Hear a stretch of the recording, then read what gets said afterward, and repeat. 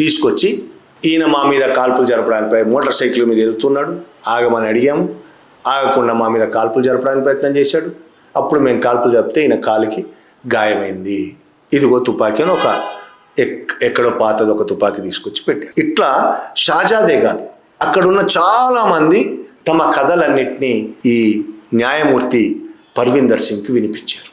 ఇట్లా న్యాయమూర్తి ధైర్యం చేసి అక్కడికి వెళ్ళాడు, వివరాలు ఏంటో తెలుసుకున్నారు. కానీ ఇట్లా ఎంతమందిని ఎంతమందిని ఈ విధంగా గాయాల పాలు చేసి ఉండొచ్చు, ఎంతమందిని ఈ విధంగా చంపేసి ఉండొచ్చు పోలీసులు. కొద్ది రోజుల ముందే అంటే ఈ సంవత్సరమే జనవరి 31వ తేదీన ఉత్తరప్రదేశ్ హైకోర్టు కొన్ని వ్యాఖ్యలు చేసింది ఈ ఎన్కౌంటర్లకు సంబంధించి. పోలీసులు ప్రమోషన్ల కోసం, ప్రజల్లో తమ హీరోలుగా చెలామణి అవ్వడం కోసం, సోషల్ మీడియాలో తమ హీరోలుగా చెలామణి అవ్వడం కోసం బూటకపు ఎన్కౌంటర్లు చేస్తున్నారు, పట్టుకొని కాల్ చేసి ఎన్కౌంటర్లుగా మాట్లాడుతున్నారని హైకోర్టు, ఎవరో నేనో మీరో హక్కుల కార్యకర్తలు చెప్పిన మాటలు కాదు, ఇది స్వయంగా హైకోర్టు వ్యాఖ్యానించింది. ఈ వ్యాఖ్యలు హైకోర్టు వ్యాఖ్యానాల తర్వాత జరిగింది. ఇది యోగి వచ్చిన తర్వాత 8 ఏళ్లలో ఉత్తరప్రదేశ్లో 16,000 కంటే ఎక్కువ ఎన్కౌంటర్లు జరిగినాయి. 16,000 కంటే ఎక్కువ, చిన్న విషయం కాదు ఇది.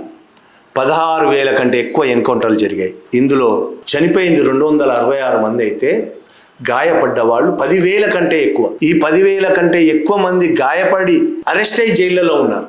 విక్టిమ్సే, బాధితులే నేరస్తులైపోయారు. ఇక్కడ వాళ్ళ ప్రమోషన్ల కోసం, వాళ్ళు హీరోయిజం చూపించుకోవడం కోసం హైకోర్టు ఒక మాట మాట్లాడలేదు. కానీ నేను అంటున్నా, వాళ్ళ బుర్రలో నిన్న మతోన్మాదంతో, మత కారణాల రీత్యా యోగి గవర్నమెంట్ మతోన్మాద గవర్నమెంట్గా బాగా ప్రచారం అవుతుంది. ఎలాగూ యోగి మమ్మల్ని మెచ్చుకుంటాడు, ముస్లింలను ఇంకో మైనార్టీలను ఈ విధంగా కాల్చేసి జైల్లో వేస్తే మెచ్చుకుంటాడు, కాబట్టి ప్రమోషన్లు ఇస్తాడు. కాబట్టి కొన్ని వేల మంది మీద కాల్పులు జరపడం. 16,000 ఎన్కౌంటర్లు అంటే ఏంటి, చిన్న మాట ఇది. ఏ కోర్టులు పట్టించుకోని పరిస్థితి. ఎన్కౌంటర్లు జరిగినప్పుడు వెంటనే కేసు పెట్టి ఎఫ్ఐఆర్ నమోదు చేయాలి. ఎన్కౌంటర్లు చేసిన పోలీస్ స్టేషన్ కాకుండా వేరే వాళ్ళు దాని మీద ఎంక్వైరీ చేయాలి.